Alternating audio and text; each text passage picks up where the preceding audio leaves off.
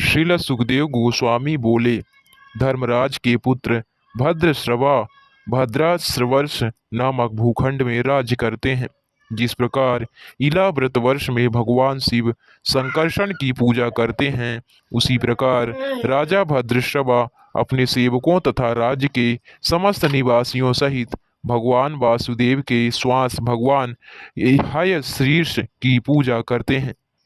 भगवान है शीर्ष भक्तों को अत्यंत प्रिय हैं और वे समस्त धार्मिक विधानों के निदेशक हैं। गहन समाधि में स्थित राजा भद्रश्रवा तथा उनके सेवक श्री भगवान को सादर नमस्कार करते हैं और सावधानी पूर्वक उच्चारण करते हुए निम्नलिखित स्तुतियों का कीर्तन करते हैं। राजा भद्रश्रवा तथा उसके घनिष्ठ सेवक इस प्रकार स्तुति करते हैं। इस भौतिक जगत में बद्ध जीव के चित्त को शुद्ध करने वाले समस्त धार्मिक विधानों के आगार पूर्ण पुरुषोत्तम भगवान को हमारा सादर नमस्कार है। हम उन्हें बारंबार सादर नमस्कार करते हैं। मूढ़ भौतिकवादी व्यक्ति यह नहीं जान पाते कि वे प्रकृति के नियमों द्वारा किस प्रकार पग पग पर नियंत्रित और दंडित किए जा रहे हैं। वे बार बार होने वाले जन्म मृत्यु, वृद्धावस्था तथा रोग के प्रयोजन को जाने बिना यह मान बैठते हैं कि वे भौतिक जीवन की बद्धावस्था में अत्यंत सुखी हैं। फलतः श्रीमद् भागवत गीता 7.15 में भगवान श्री कृष्ण ने ऐसे भौतिकवादी व्यक्तियों को मूढ़ कहा है। न माम दुष्कृतिनो मूढ़ा प्रपद्यन्ते नराधमः। ये मूढ़ यह नहीं जानते कि यदि वे पवित्र होना चाहते हैं तो उन्हें तप और संयम द्वारा भगवान वासुदेव श्री कृष्ण की पूजा करनी चाहिए। यही पवित्रता मानव जीवन का ध्येय है। यह जीवन अंधाधुंध इंद्रिय तृप्ति के लिए नहीं मिला है। मनुष्य जीवन पाकर प्रत्येक प्राणी को अपने आप को पवित्र बनाने के लिए श्री कृष्ण भावनामृत में संलग्न होना चाहिए। तपो दिव्यम पुत्र का ये न सत्वम शुद्धयेत। यह अपने पुत्रों के प्रति राजा ऋषभदेव का उपदेश है। मनुष्य जन्म पाकर हर व्यक्ति को सभी प्रकार के तपों के द्वारा अपने आप को पवित्र बनाना चाहिए। हम सभी सुख की खोज में रहते हैं, किंतु अज्ञानवश तथा अल्प ज्ञानतावश हम यह नहीं जान पाते कि वास्तव में अबाध सुख क्या है। अबाध सुख ब्रह्मा सौख्य अर्थात आध्यात्मिक सुख कहलाता है। यद्यपि इस भौतिक जगत में हमें कुछ तथाकथित सुख प्राप्त हो सकता है, किंतु यह सुख क्षणिक होता है। अल्पज्ञ भौतिकवादी उसे नहीं समझ सकते। अतः प्रहलाद महाराज निर्देश करते हैं, माया सुखाय भरा मुद्वहतो विमूढ़ान। क्षणिक भौतिक सुख के लिए ये मूढ़ बड़े बड़े प्रबंध करते हैं और इस प्रकार जन्म जन्मांतर दिग्भ्रमित रहते हैं। अहो, कितने आश्चर्य की बात है कि अल्पज्ञ भौतिकवादी अपने सिर पर मंडराती मृत्यु की ओर भी ध्यान नहीं देता। यह जानते हुए भी कि मृत्यु अटल है, वह उसके प्रति उदासीन एवं चिंता रहित रहता है। चाहे उसके पिता की मृत्यु हो तो वह पिता की संपत्ति का उपभोग करना चाहता है, और यदि उसके पुत्र की मृत्यु होती है तो वह उसकी संपत्ति का भी उपभोग करना चाहता है। प्रत्येक दशा में वह वर्जित अर्जित धन से किसी की परवाह किए बिना सांसारिक सुख का उपभोग करने का प्रयत्न करता है। भौतिक सुख का अर्थ है आहार, निद्रा, मैथुन तथा सुरक्षा की सुविधाएं प्राप्त होना। इस संसार में भौतिकवादी व्यक्ति इंद्रिय तृप्ति के इन चार साधनों के लिए ही जीता है और सर पर मंडराती मृत्यु की भी परवाह नहीं करता। पुत्र अपने पिता की मृत्यु के पश्चात उसकी संपत्ति का उपभोग इंद्रिय तृप्ति के लिए करने का प्रयास करता है। इसी प्रकार यदि किसी के पुत्र की मृत्यु होती है तो पिता उसकी संपत्ति का उपभोग करने का प्रयास करता है। कभी कभी वह पिता अपने पुत्र की विधवा के साथ संभोग भी करता है। जितने भौतिकवादी व्यक्ति हैं वे ऐसा ही आचरण करते हैं।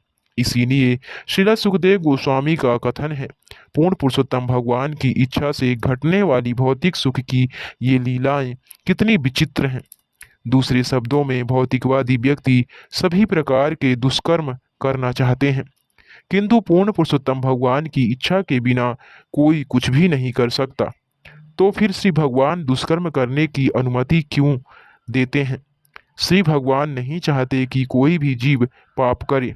उन्हें पाप से दूर रहने के लिए वे उसके अंतःकरण में प्रेरणा देते हैं। किंतु जब कोई पाप करने पर उतारू हो जाता है तो श्री भगवान उसे अपनी जिम्मेदारी पर वैसा करने की अनुमति भी दे देते हैं। श्री भगवान की इच्छा के विरुद्ध कोई कुछ भी नहीं कर सकता, किंतु वे इतने दयालु हैं कि जब बद्धात्मा जिद करने लगता है तो उस आत्मा को उसके दायित्व पर श्री भगवान वैसा करने के लिए अनुमति प्रदान कर देते हैं। श्रील विश्वनाथ चक्रवर्ती ठाकुर के अनुसार अन्य लोकों में तथा इस ब्रह्मांड के पृथ्वी के अन्य भागों में, विशेषतः स्वर्गलोक में, पुत्र सदैव पिता के उपरांत तक जीवित रहते हैं। किंतु इस पृथ्वी पर कई बार पुत्र अपने पिता से पहले मरता है और उसका भौतिकवादी पिता उसकी संपत्ति का प्रसन्नतापूर्वक उपभोग करता है। पिता या पुत्र में से किसी को भी इस वास्तविकता के दर्शन नहीं होता कि दोनों की ही मृत्यु होनी है। किंतु जब मृत्यु आ जाती है तो उपभोग की उनकी सारी योजनाएं धरी रह जाती हैं। हे अजन्मा आध्यात्मिक ज्ञान में समुन्नत वेदविद अन्य तार्किकों तथा दार्शनिकों की तरह यह भली भांति जानते हैं कि यह भौतिक जगत नश्वर है। वे समाधि की दशा में इस जगत की वास्तविक स्थिति का अनुभव करते हैं। वे इस सत्य का उपदेश भी देते हैं, किंतु कभी कभी वे आपकी भ्रामक शक्ति माया से मोहित हो जाते हैं। यह आपकी अपनी ही विचित्र लीला है। अतः मैं समझ सकता हूँ कि आपकी माया अत्यंत विचित्र है। मैं आपको सादर नमस्कार करता हूँ। पूर्ण पुरुषोत्तम भगवान की माया केवल इस भौतिक जगत में रहने वाले बद्धात्मा पर ही अपना प्रभाव नहीं जमाती, वरना कभी कभी ऐसे अत्यंत विद्वजनों पर भी प्रभाव दिखाती है जो आत्म साक्षात्कार द्वारा इस भौतिक जगत की वास्तविक स्थिति से ज्ञात है। जो ही कोई यह सोचता है कि मैं देह स्वरूप हूँ और इस देह से संबंधित सभी वस्तुएं मेरी हैं, तो वह मोहग्रस्त हो जाता है। माया से उत्पन्न यह मोह विशेषतः बद्ध जीवों पर प्रभाव दिखाता है, किंतु कभी कभी मुक्त जीव भी इसके वश में हो जाते हैं। मुक्त जीव वह व्यक्ति होता है जिसे इस भौतिक जगत का यथेष्ट ज्ञान रहता है, जिससे वह जीवात्मा की देहात्म बुद्धि में लिप्त नहीं होता।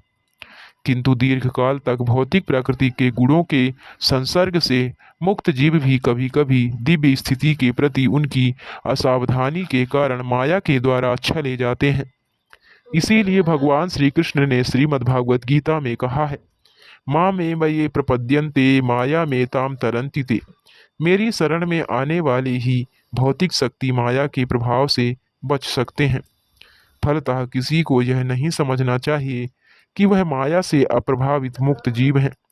प्रत्येक व्यक्ति को चाहिए कि वह विधि विधानों का दृढ़ता से पालन करते हुए सतर्कता पूर्वक भक्तिमय सेवा संपन्न करे। इस प्रकार वह श्री भगवान के चरणारविंद पर स्थिर रह सकता है, अन्यथा थोड़ी सी भी असावधानी से तबाही मच जाएगी। महाराज भरत इसके ज्वलंत उदाहरण हैं। जैसा हम देख चुके हैं, महाराज भरत निस्संदेह एक महान भक्त थे, किंतु एक नन्हे मृग के प्रति अपना थोड़ा ध्यान बांटने के कारण उन्हें और दो जन्म भोगने पड़े, एक तो मृग के रूप में और दूसरा जड़ भरत ब्राह्मण के रूप में। इसके पश्चात उनकी मुक्ति हुई और वे श्री भगवान के धाम वापस गए। श्री भगवान अपने भक्त को क्षमा करने के लिए सदैव तत्पर रहते हैं, किंतु यदि हम भक्त उनकी इस उदारता का अनुचित लाभ उठाकर जानबूझकर बारंबार त्रुटि करता है तो वे निश्चय ही उसे माया के चुंगल में गिरने देकर उसे दंडित करते हैं। कहने का आशय यह है कि वे वेदों के अध्ययन से प्राप्त मात्र कोरे ज्ञान द्वारा माया के चंगुल से रक्षा नहीं की जा सकती। मनुष्य को चाहिए कि वह दृढ़ता से श्री भगवान के चरणारविंद की भक्तिमयी सेवा में लगा रहे, तभी मनुष्य की स्थिति सुरक्षित हो सकती है।